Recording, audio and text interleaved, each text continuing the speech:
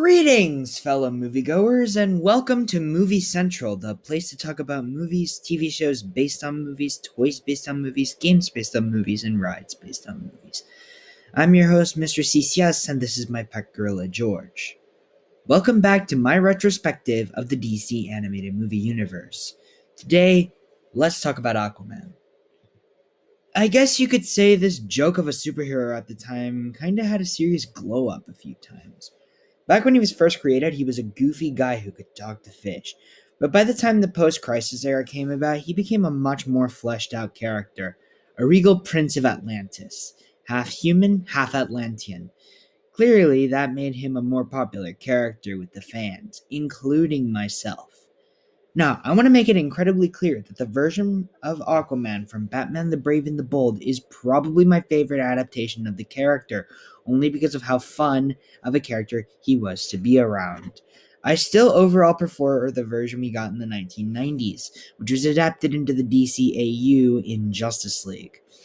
Moving back on topic, Aquaman was a founding member of the Justice League within the New 52 reboot, one of the 6 remaining heroes to be a founder in that continuity, and that version of Aquaman had some cool moments as well, including an issue of the Justice League run known as Throne of Atlantis, an epic war between Atlantis and the surface world, while the Justice League was in the middle of it. It should have been a great movie, but we didn't get that. We got a very much watered down, no pun intended, version of the story back in 2015. I don't really know how to break this movie down without kind of ripping it to shreds in some areas, but I have to try. This is Justice League, Throne of Atlantis. Cyborg discovers an imminent threat in the depths of the oceans, so powerful that it rallies together in the newly formed Justice League.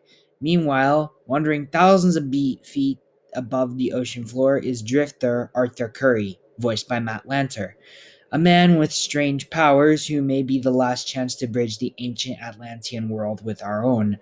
Superman, voiced this time by Jerry O'Connell, Batman, Wonder Woman, voiced this time by Rosario Dawson, and the rest of the Justice League must band together as they face off against the warmongering Atlantean Orm, voiced by Sam Witwer, in an army of sea creatures, otherworldly weapons, and perilous odds, with Arthur becoming Aquaman. Okay, that is a lot of plot for an 80-minute runtime, but allow me to explain. Heath Corson, writer of the movie and my dad's college roommate, said this movie was meant to be a setup movie for Aquaman ordered by WB, hence why Shazam took his place in Justice League War. I don't entirely blame Heath for writing a story like this. Being forced to write a Justice League movie alongside an origin story doesn't really work. You could argue Marvel did this with Age of Ultron and Civil War, but those heroes were well known by comic book fans and were just the extra padding to the story. What the movie could have done, if WB didn't force the origin, is have Aquaman set up and being in Atlantis, ruling it with Orm on the side plotting against him, which forces Arthur to team up with the Justice League and stop his brother and Black Manta. That would have made a much easier story to work around, and one that I would have a better time watching. But WB forced in an origin story, so there you go. Do I hate the story? No. I just feel like it needs a bit of work. But other than that, there are a lot of things I like about it. Arthur and Cyborg's character arcs of self-discovery, Orm's hunger for power, and the war. These are all great story elements. Some are better than others, but they are still good nonetheless. Before I go too deep on this, let's discuss the other attributes this movie has to see if it is all worth your time. I am not going to discuss the main characters from the previous film because they are more of side dishes, if anything. Just know that Cyborg has a great internal turmoil of who he really wants to be. Superman and Wonder Woman are a couple. Ugh, I really hate the New 52. And Batman is still Batman. No surprise there. But the characters I want to focus on are the Aquaman stars of the show. Arthur is a very good character. He's voiced by one of my favorite voice actors, Matt Lanter, whom I have personally met and you may recognize as the voice of Anakin Skywalker in the Clone Wars. Matt did a great job playing someone who is discovering who he wants to be, a normal man or a king.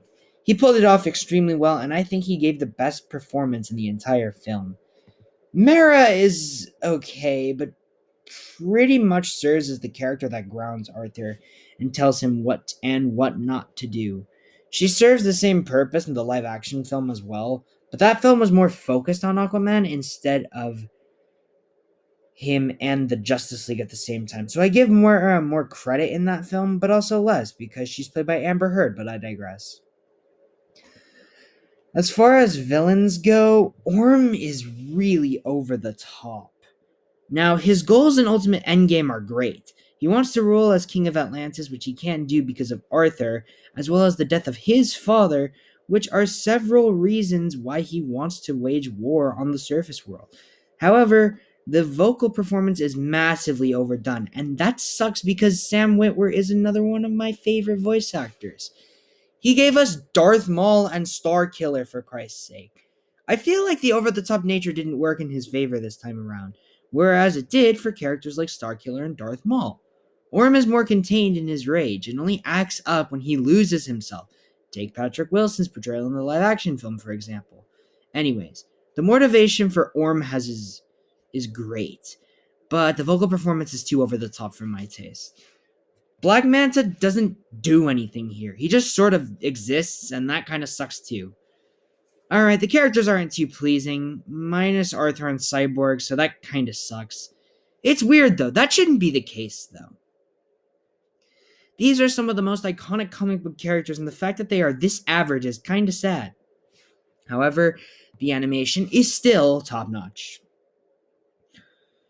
I should bring up that people don't love this style too much, but I enjoyed it, certainly, because they look like it is the New 52 art style right off the pages of the comic book, and that is one of my biggest compliments to the animation in that regard.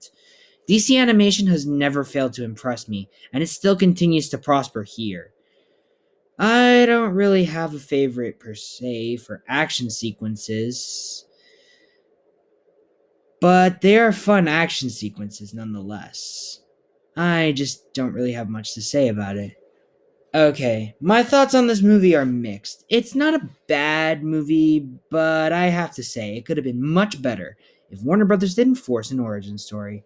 So with that, my score for this movie is a 7 out of 10. You know, these reviews are getting shorter and shorter, but that's mainly because these movies are really short, and I do not want to get into spoiler territory for them. Anyways, that's it for this review. Feel free to leave your thoughts on the movie below, and tune in next week for my review of Batman vs. Robin, which I will get more into because it's one of my favorite DCAMU films.